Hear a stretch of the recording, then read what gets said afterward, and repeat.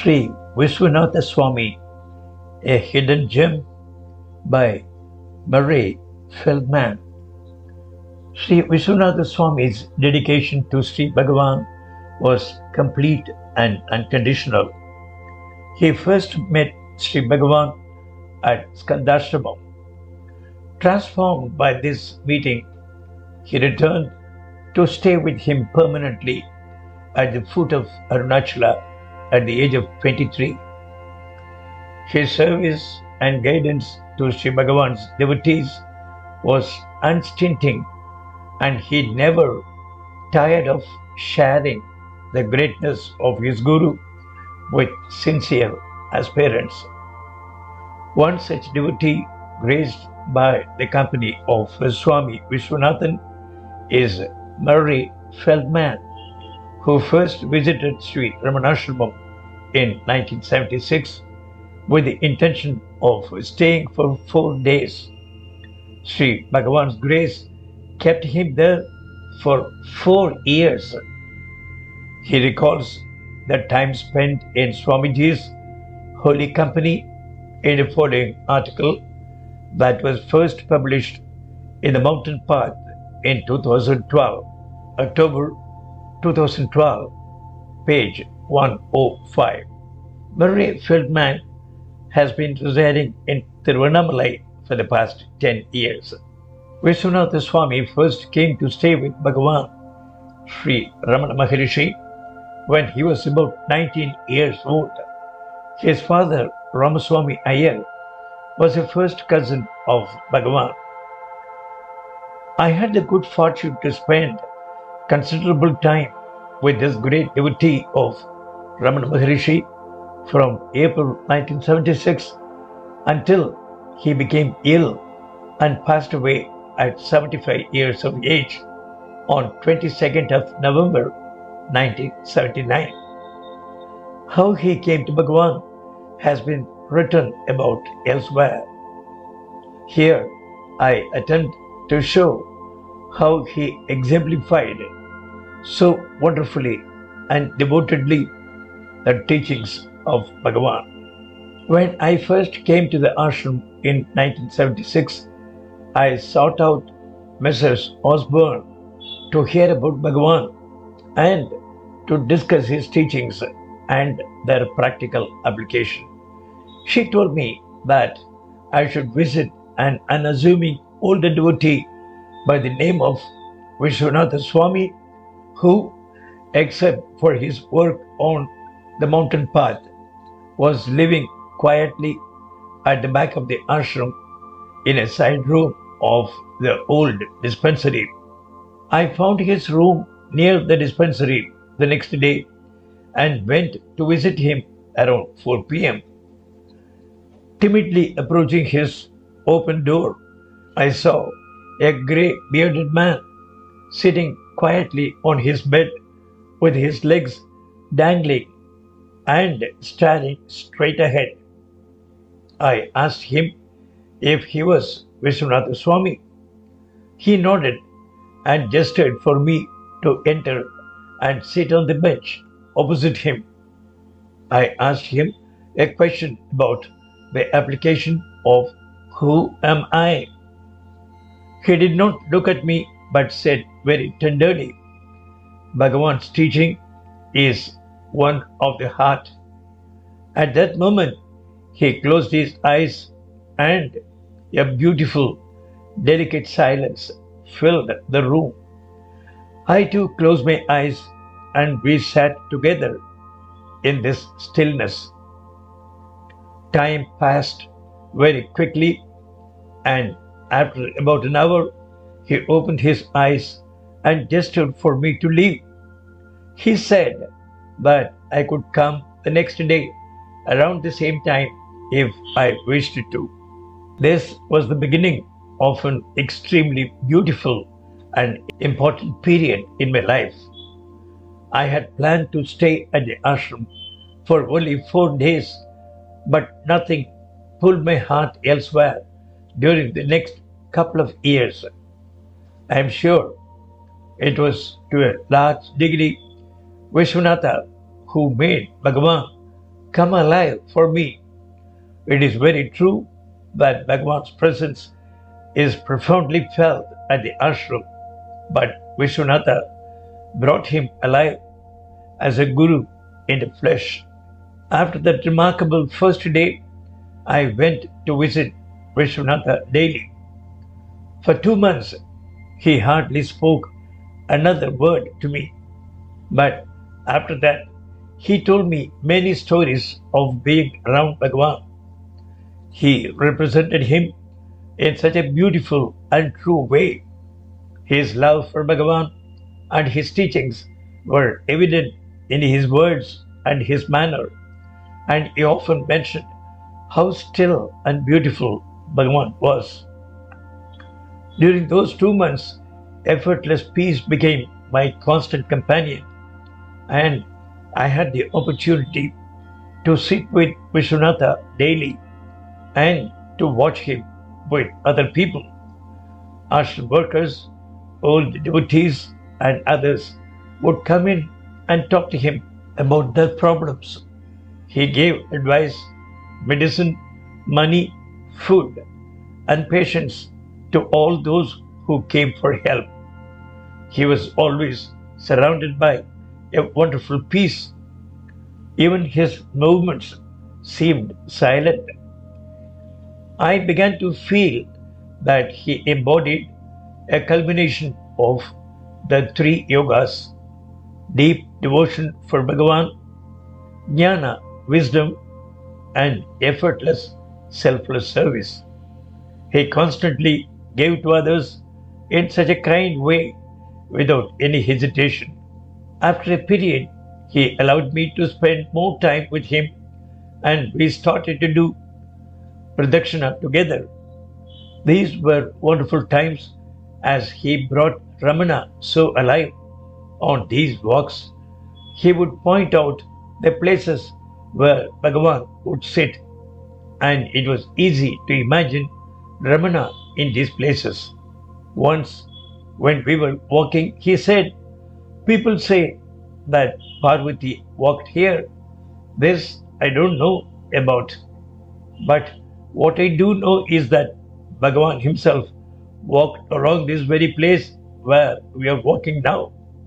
Words cannot explain the love that was in his voice as he said this. When Viswanatha walked, he was so quiet. He walked perfectly straight, rarely looking to the left or right, just silently walking. One time, when we did a pradakshina in the rainy season, we got soaking wet. When the rain started to come down, even here, he showed his love for Ramana by reminding me of the gift of this beautiful rain that Ramana was giving us. We laughed and laughed with joy at this gift. When we arrived late at the ashram, we went in to get food, and Balu served us with equal joy. Viswanatha spoke with great affection about Balu and how he loved to serve the devotees. Once he told me how Bhagavan had come to his room in the middle of the night, knocking on his door. Bhagavan said to him, "Quick, quick, let us go for pradakshina before anyone else finds out." The two of them walked together, and Bhagavan gave him teachings along the whole circumambulation of the hill. Viswanatha had such a beautiful smile when he told me about this. He did not smile a lot, but when he did, his whole face beamed, and when he laughed, his whole body laughed. Viswanatha always encouraged me to visit the places in the area that were associated with Bhagavan. He would ask me if I had visited places like Mango Tree Cave, Pavarakundru, and Turtle Rock, where Bhagavan had his second death experience. Once I did not visit Viswanatha for 2 days as I had dysentery. I was staying in a small hut at Saraswati Nilayam and was shocked and very touched when who should I see approaching me at 4 p.m. but Viswanatha Swami. He said with a smile and chuckle, Muhammad has not come to the mountain, so the mountain has come to Muhammad. He gave me some Shavanaprash he had brought. Viswanatha was very fond of Shavanaprash as a general tonic. After that, he said, Come, we are going for a walk. I said that I had dysentery, but he replied that I would be fine. Needless to say, I was fine. After walking for a while, I asked where we are going. He said to me, It is a secret and you will like it. We walked out of the town to a small shrine. This was Guru Murtam, one of the places where Bhagavan had stayed in his early days. Viswanatha showed me the indentation in the wall where Bhagavan had sat for long hours. Viswanatha was always ready to talk about Bhagavan and his teachings. During one period, I became very sluggish and dull. I decided to do a retreat in Hyderabad with a well-known Buddhist meditation teacher, Goenkaji. When I returned from this retreat, several people were critical of my need to go away. This disturbed me, so I thought I would ask Viswanatha about it. I went to the ashram in the morning, planning to see him in the evening. As he started walking up the steps by the bookstore, I met Viswanatha as he was coming up to the ashram office. He looked at me, smiled, and asked if I wanted to go for tea. It was a hot summer's day, and he was carrying his umbrella. As we were walking out of the ashram, bells started to ring.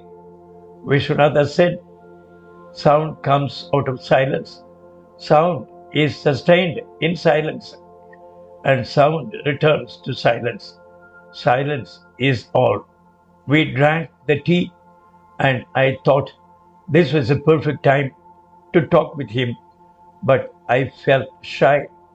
We walked back to his room, and he said, Come into my room. There is an article I want to look at for the mountain path. He gave me the perfect opportunity, but I still felt shy to do so. After I had read the article, he asked for my thoughts on it. He then asked me if I had anything else to say, and I said no. He said to come back around 4. As I left, however, he called me back and said, Hey, you, what do you want? I was amazed at how Bhagavan had so wonderfully set the whole thing up to help remove my doubts and worries. I told Viswanatha about the Goenka meditation that I did and how the meditation emphasizes the purification of the latent unconscious mental tendencies. He looked at me so sweetly and slowly started to lie down on his bed. As he was lying down, he said, I know nothing about the mind or its tendencies. All I know is be asleep to it all. I am sure to this day that his face has changed complexion, almost becoming grey, and he started to snore. I was sitting there and he was snoring. At that moment, an ashram worker came in to see Viswanatha. He saw Viswanatha sleeping there, and he promptly lay down on a bench as well and started to snore. I decided to lie down too on the bed beside Viswanatha and went into a deep, deep stillness. After a while, I became aware of the noises around us and looked. Viswanatha was rising from the bed and staring at me. He said very pointedly, Do you understand? The ashram worker was still snoring. Viswanatha laughed and said, "He does. As I read over these few words, I see that they just cannot convey the beauty of this great devotee of Bhagavan. His love for Bhagavan and his gratitude to him shown in every action he did and in every word he uttered. It is strange, but we never spoke about Vishwanatha's initial meeting with Bhagavan, but everything he said and did reflected his love and devotion. Sitting quietly at the back of the ashram in his room, he truly was a hidden gem.